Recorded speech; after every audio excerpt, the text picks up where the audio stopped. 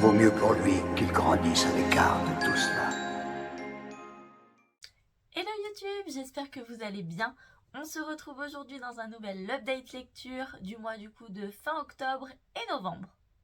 Pour cet update, j'ai 3 romans à vous présenter et 2 romans graphiques. Ça va donc être plutôt rapide. Donc si ça vous dit de découvrir ces romans, je vous laisse continuer la vidéo. On y va, c'est parti! Pour le premier roman de cette sélection, il s'agit de mon dernier Maxime Chatham Luxe, donc aux éditions Albin Michel. Je ne sais pas si vous avez déjà entendu un petit peu des retours sur ce roman, ils sont extrêmement mauvais. Les commentaires que j'ai pu lire un peu à droite à gauche ne sont vraiment pas bons. Les gens semblent très déçus de ce livre et pourtant, moi j'ai adoré. Étant donné que le résumé est assez vague, la seule chose qu'on a c'est « Les scientifiques comme les religieux ne peuvent expliquer ce qu'elle est ni d'où elle vient. Elle va transformer pour toujours le quotidien du monde entier, en particulier l'existence d'une mère et sa fille. Tout en posant la question qui nous obsède tous, nos vies ont-elles un sens ?» Un roman au suspense saisissant, hommage lumineux à Barjavel et à la littérature qui divertit, qui interroge Maxime Chatham comme vous ne l'avez jamais vu. Alors, je confirme une chose, c'est un roman... Je sais pas comment vous dire ça. C'est effectivement quelque chose de très différent de ce qu'a pu nous offrir Maxime Chatham précédemment. Vous n'êtes pas sans savoir que c'est un auteur que j'adore. J'ai lu absolument tous ses romans. C'est vraiment mon auteur favori. J'ai pu avoir la chance de le rencontrer en dédicace lors de la sortie de son avant-dernier roman. Et ça avait été un moment extraordinaire. Il n'empêche que oui, c'est un roman un petit peu différent. Dans celui-ci, pas de tueur en série, très peu d'enquêtes, on n'est pas avec la police, on n'est pas... c'est très différent en effet. Je vais quand même essayer de vous faire un petit résumé non spoilant pour vous donner un petit peu une idée d'où vous mettez les pieds. On se retrouve ici toujours en France dans quelques années. J'ai peur de vous dire une bêtise, mais il me semble qu'on est dans une 50aine d'années, donc pas énorme non plus.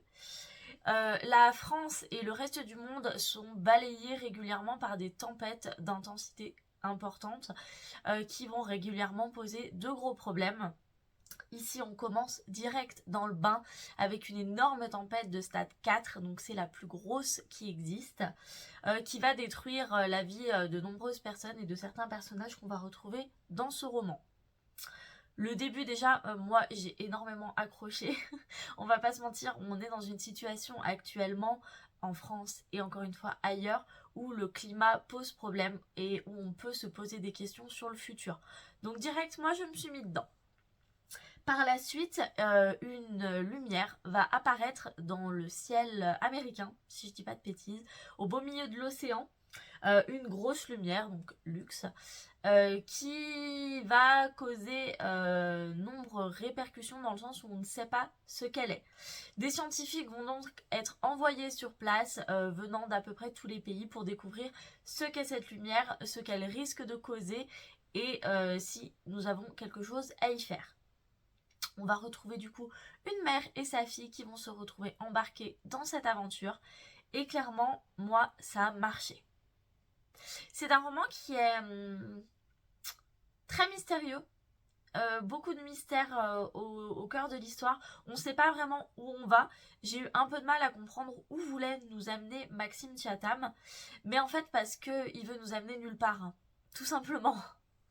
J'espère ne pas aller trop loin dans ma pensée et pas vous spoiler, mais clairement je pense que ce roman il est fait là, pas pour nous faire voyager, mais pour nous faire réfléchir sur plein de points. Sur la société actuelle bien sûr, sur l'écologie, sur notre rapport aux autres et notre rapport à nous-mêmes d'ailleurs. Du coup effectivement il y a moins d'aventures, moins de rebondissements que ce qu'on a l'habitude de lire avec Maxime Chatham, mais ça n'en fait pas un mauvais roman. J'ai un peu de mal à vous en parler parce que je comprends complètement la déception qu'ont pu avoir certaines personnes, parce qu'effectivement, quand on s'attend à du Maxime Chatham, on s'attend à du glauque, on s'attend à de l'enquête, on s'attend à de l'aventure. Et effectivement, encore une fois, ce n'est pas ce qu'il y a dans ce roman. Mais ça reste un bon roman. L'écriture est fluide, les sujets sont intéressants et importants. Une fois qu'on finit notre lecture, elle nous reste en tête, on se questionne, on est inquiet. Clairement, là, la question se pose de qu'est-ce qu'on laisse aux générations futures. Et la question, elle reste en tête et on a envie d'en discuter avec d'autres personnes. Nombre de fois, moi, les thèmes qui sont abordés, c'est des conversations que j'ai pu avoir avec mon chéri, avec des amis. Donc moi, j'ai bien aimé. Les personnages sont intéressants. J'ai aimé le personnage de Zoé, donc qui est la maman dans l'histoire, que j'ai trouvé très réfléchie, très douce, très tolérante et très humaine. Donc j'ai beaucoup aimé ce personnage. Le personnage de Romy, du coup, qui est sa fille, eh ben, je l'ai beaucoup aimé aussi. C'est une adolescente en pleine adolescence avec des problèmes que je vous laisserai découvrir. Et elle était pareil, très humaine. J'ai pu m'identifier à elle sans aucun souci. Donc voilà, moi je me suis laissée emporter. Le roman est quand même plutôt conséquent. J'ai mis un petit moment à le lire parce que c'est un gros roman, mais ça se lit très bien. Ça se lit très bien, on a envie d'arriver au bout. Et fait extrêmement intéressant, il y a 2 fins. Ça n'arrive pas souvent. Il y a la fin classique, qui est une fin plutôt ouverte, où vous pouvez vous-même définir un petit peu votre fin. Ça ne me plaît pas du tout. J'essaie de vous retrouver. Ça ne me plaît pas du tout, du tout, du tout. Je déteste les fins ouvertes. Moi, j'ai besoin d'une vraie fin. Mais il y a Zosie. Il y a note au lecteur, remerciements et la vérité. Donc, on lit un petit peu les notes de Maxime Chatham. Et on a un dernier chapitre bis avec du coup d'autres points de vue et la vérité sur ce qu'est Luxe. Et donc ça c'est très intéressant parce que je comprends l'idée de la fin ouverte. Elle pousse encore plus au questionnement et je trouve ça pas mal. Mais pour les personnes vraiment qui détestent ça, on a une solution de repli. Donc ça c'était très intelligemment fait. Voilà, je ne pense pas avoir plus à vous dire, si ce n'est que moi, je ne suis pas déçue de Maxime Chatham, encore une fois. Je trouve les commentaires sur ce roman un petit peu durs. Je comprends qu'il puisse être déroutant et pas habituel, mais tout de même, allez doucement avec Maxime Chatham. Ensuite, on passe à un style totalement différent. Avec mon chouchou, je l'aime trop, vous le savez, De lave, de métal et de rage par Alexandre Delis aux éditions Michel Lafon. Bon, vous vous doutez, gros chouchou, je l'adore, j'ai foncé dessus dès qu'il est sorti en librairie et pourtant, je suis un peu déçue.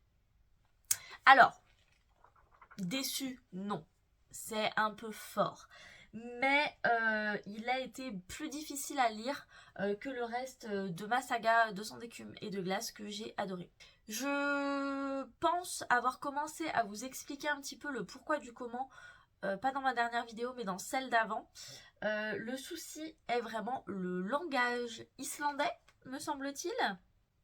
Islandais.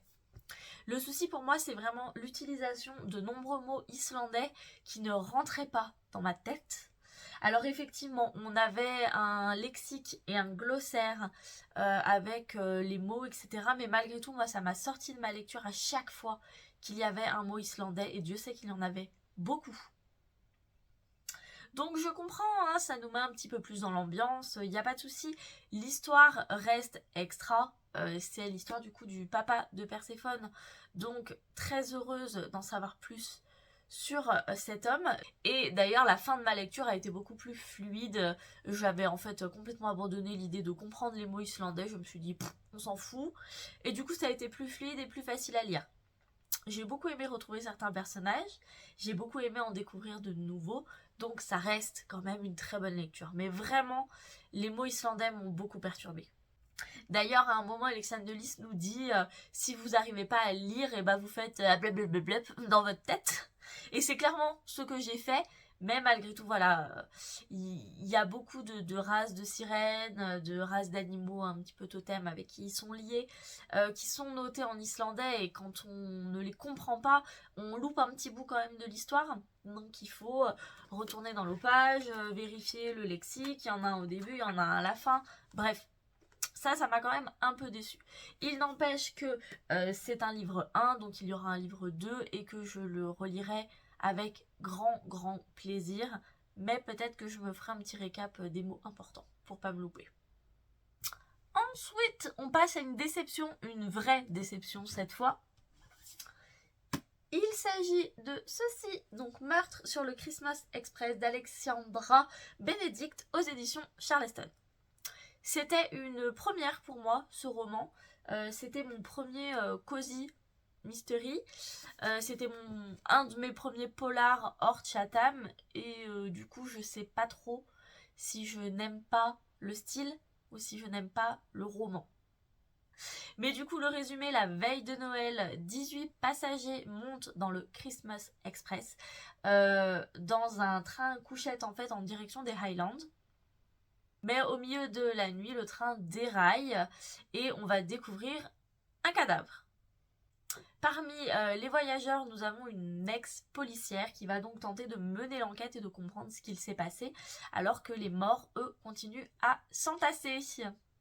Déjà, premier point qui me semble extrêmement important, et ça vraiment, si qui que ce soit de chez Charleston m'entend, c'est important, les trigger warnings. Je sais pas vous si c'est quelque chose qui vous importe, mais là clairement, qu'il n'y ait pas de trigger warning, je trouve ça abusé. Et d'ailleurs, ça m'a dérangé dans ma lecture. Si j'avais eu des trigger warnings, je n'aurais pas acheté le roman. Je vais pas vous mentir sur quel sujet il s'agit parce que je vous spoile rien.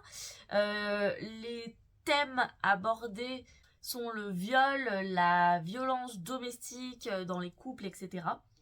Et moi, c'est un sujet qui m'atteint et que je n'ai pas forcément envie de lire, surtout dans un polar de Noël. Donc voilà, dès le début, de toute façon, on nous met ça dans la gueule. C'est tout le long du roman jusqu'à la fin. C'est trop. Sans trigger warning, ce n'est pas possible. Donc voilà, juste ça déjà, ça fait que je n'ai pas aimé le roman. Par la suite, je m'attendais à un cozy mystery. C'est noté.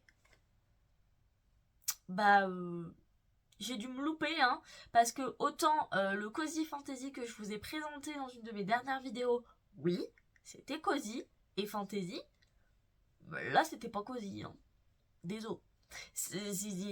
C'est un bon roman, parce que j'aime pas critiquer les romans sans fond. C'est un bon roman. L'écriture est plutôt fluide. Les personnages, certains sont plutôt chouettes. Après, il y en a vraiment beaucoup. Donc, j'ai eu un petit peu de mal à pas me perdre à travers les différents personnages. Le fond est pas mal, la forme est pas mal, mais je me suis ennuyée. Oh là là, c'était long. Déjà, le premier meurtre, il a lieu, je crois, milieu du roman. Donc, c'est long. Le huis clos du train, je trouve, n'est pas assez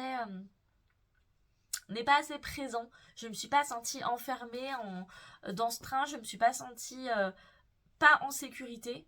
Donc, j'ai trouvé ça dommage parce que c'est quand même, je pense, un peu ce qu'on voulait nous faire ressentir. J'ai pas du tout senti l'ambiance de Noël et c'est dommage parce que moi, quand j'ai vu cette couverture, quand j'ai vu le titre, j'avais ce côté de Noël aussi qui me faisait très envie et là je l'ai pas ressenti. C'est un livre qui est très bien noté quand même sur Booknode, je suis en train de vérifier. Il me semble il est à 8,4 quand même sur Booknode, donc je me dis que peut-être que c'est juste moi qui n'ai pas tout saisi.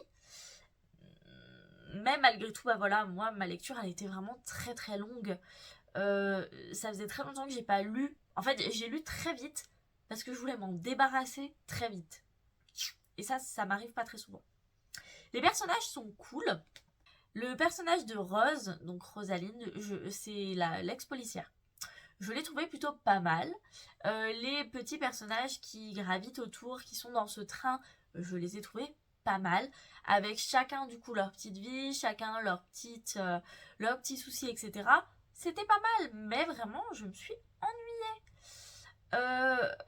Par contre, très bon point, moi j'ai pas trouvé le meurtrier. Et alors pas du tout. Genre on a un petit plot twist à la fin, je me suis dit waouh. Et puis après on en a encore un et j'ai fait waouh. Donc ok, plutôt pas mal sur le coup, je n'avais pas trouvé le meurtrier, bien que j'avais compris pourquoi les meurtres avaient eu lieu. Donc ça, c'est plutôt chouette.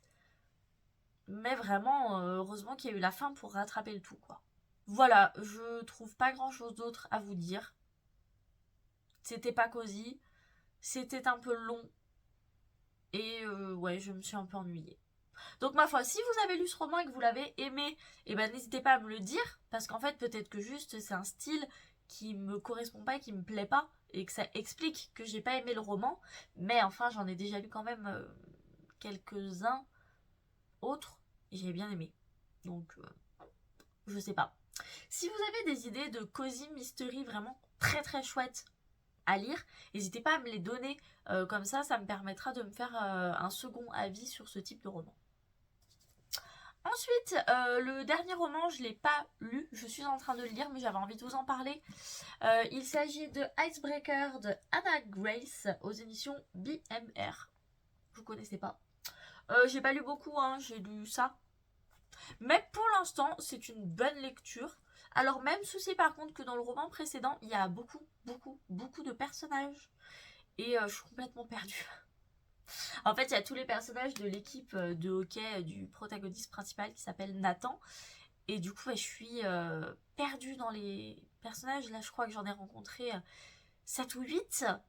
Et je les mélange tout le temps. Donc j'espère que ça va aller mieux en avançant. Mais pour l'instant, je pense qu'on est sur un petit enemies to lover qui va être très chouette. Je passe un bon moment. J'aime beaucoup l'écriture qui est très actuelle. Avec du coup...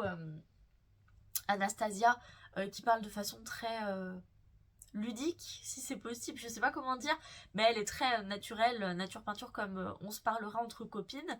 Donc pour l'instant je passe un très bon moment avec ce livre.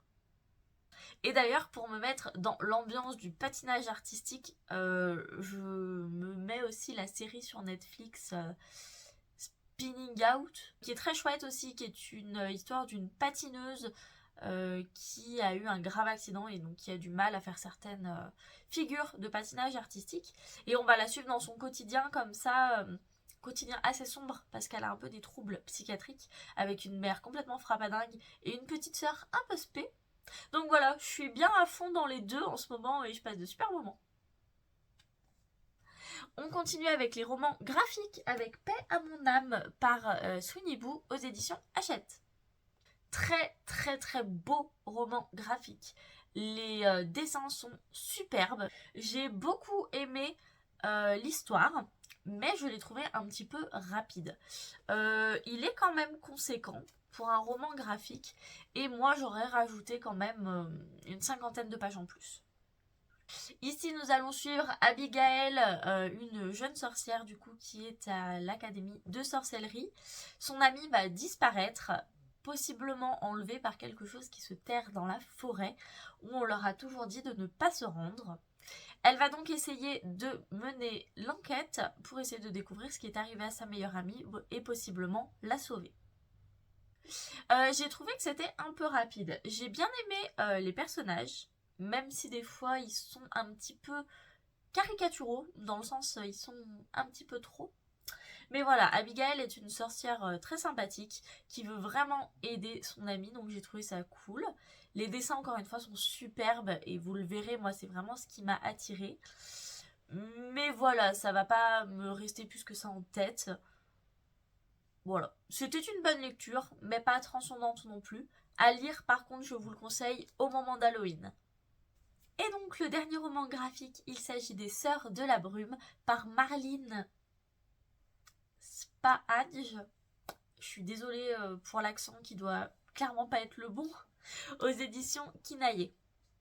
J'ai bien aimé ce petit roman graphique que j'ai gagné grâce à Louise de Rêve ta vie en lecteur. Je suis très contente parce que je pense que je l'aurais peut-être pas acheté de moi-même, donc très heureuse de l'avoir gagné parce qu'il est très chouette. Ce n'est pas du tout ce qu'on peut s'attendre à lire avec ce petit roman, parce qu'on va en fait ici retrouver 3 sœurs, dont la plus grande semble se faire envoûter par la brume qui sort de la forêt. Ces sœurs vont donc essayer de comprendre ce qui se passe et possiblement de la sauver. Je m'attendais vraiment à une histoire très mystérieuse, très envoûtement, fantôme, etc. Mais en fait, le fond de l'histoire, c'est pas tout à fait ça. Ça, c'est que la forme. Donc je vous laisserai le découvrir parce que je veux pas vous spoiler. Mais la plus grande des sœurs arrive à la période de l'adolescence et vous verrez que ce roman graphique traite beaucoup en fait de cette période. J'ai beaucoup aimé voir un petit peu les liens de cette famille. J'ai beaucoup aimé les problématiques qui se posent du coup avec l'histoire de l'adolescence qui prend une place importante au cœur de la fratrie. Les dessins sont très très beaux, pareil, je vous mettrai quelques planches pour que vous puissiez voir ça. Mais voilà, j'ai passé vraiment un très bon moment, c'est un tout petit roman graphique qui s'est lu très vite et en tout cas c'était très chouette donc je vous le recommande. Peut-être plus du coup pour des adolescents qui se reconnaîtront forcément dans ce roman, même si franchement moi à 28 ans j'ai vu quelques similitudes aussi. Et voilà pour ce petit update lecture. Bon, vous avez vu, ça a été assez rapide, j'avais pas beaucoup de lecture. J'espère malgré tout que cette vidéo vous aura plu. N'hésitez pas à me dire si vous avez des romans que j'ai lus, que vous avez lus aussi, s'ils vous ont plu ou non. Et n'hésitez pas à me dire aussi ce que vous lisez en ce moment pour me donner des idées pour la période hivernale. J'espère que la prochaine vidéo sera un vlog de ma petite après-midi que je fais samedi avec mes copines pour aller acheter des livres. On verra si j'arrive à trouver le temps de filmer, si je suis pas trop gênée de le faire avec mes copines. Donc voilà, ça sera la surprise pour vous. Encore une fois, n'hésitez pas à me dire s'il y a d'autres vidéos que vous voulez voir apparaître sur ma chaîne. Je les ferai grand plaisir. Je vous souhaite une bonne après-midi, une bonne journée en fonction de quand vous regardez cette vidéo. Et je vous fais des gros bisous. Salut!